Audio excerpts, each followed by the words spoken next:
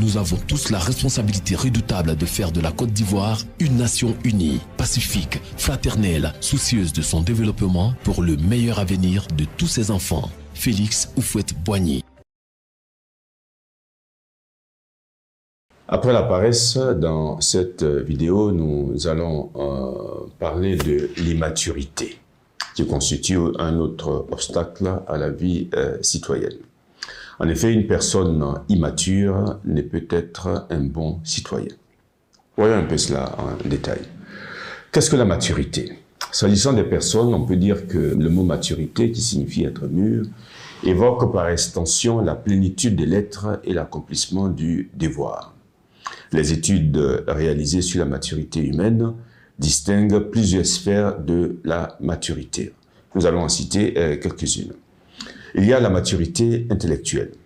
C'est le développement des habitudes mentales, une juste image de soi, la capacité de se fixer des objectifs clairement définis, un ensemble harmonieux de valeurs, de certitudes éthiques et morales précises, un réalisme équilibré face à son univers personnel et celui des autres, la capacité d'analyser les problèmes et d'y réfléchir sérieusement, la réactivité, l'esprit d'initiative, etc. Et il y a la maturité émotionnelle.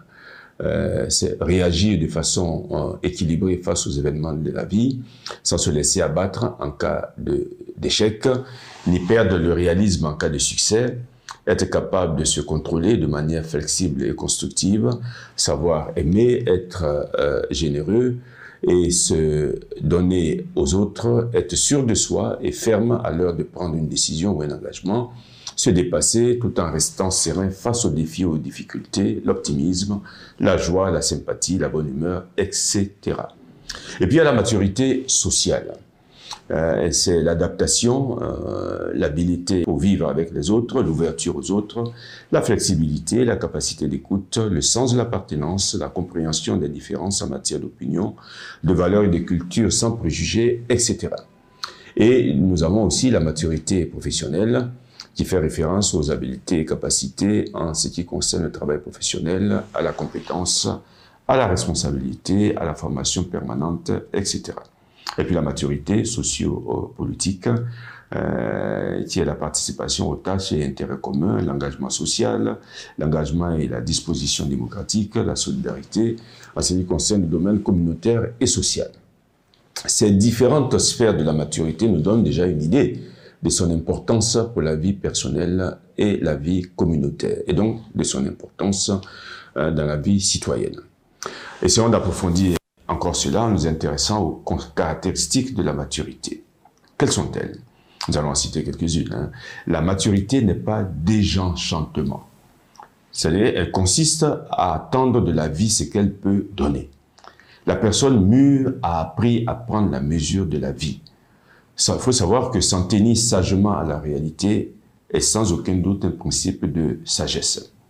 Les rêves, et non pas les rêveries, nous l'avons déjà dit, les rêves sont importants pour réaliser de grandes choses, surtout lorsque nous parlions de la magnanimité et la magnificence. Les rêves sont importants pour réaliser de grandes choses. Mais vivre exclusivement dans les rêves, en ignorant la réalité, est un signe clair d'immaturité. Il y a des gens comme ça, qui font abstraction de la réalité et vivent comme dans une bulle. Ça, c'est un signe clair d'immaturité.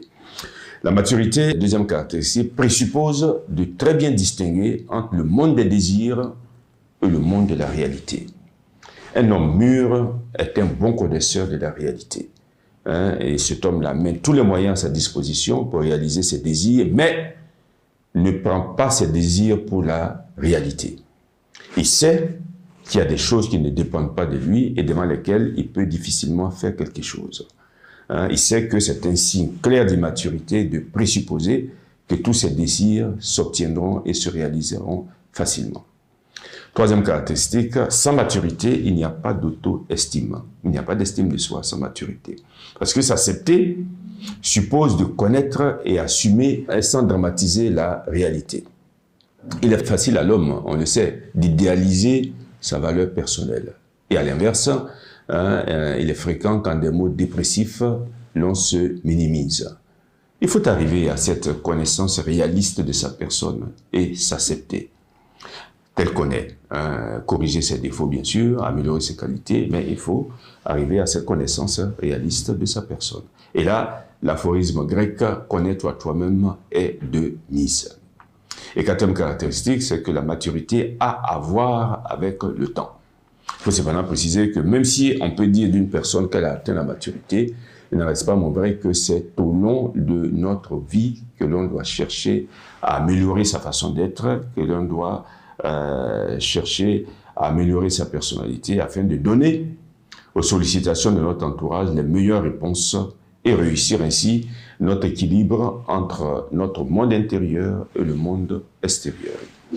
Après ces quelques généralités non exhaustives sur la maturité, nous verrons dans la prochaine vidéo en quoi la maturité est vraiment importante pour la vie citoyenne et inversement, pourquoi l'immaturité en constitue un grand obstacle.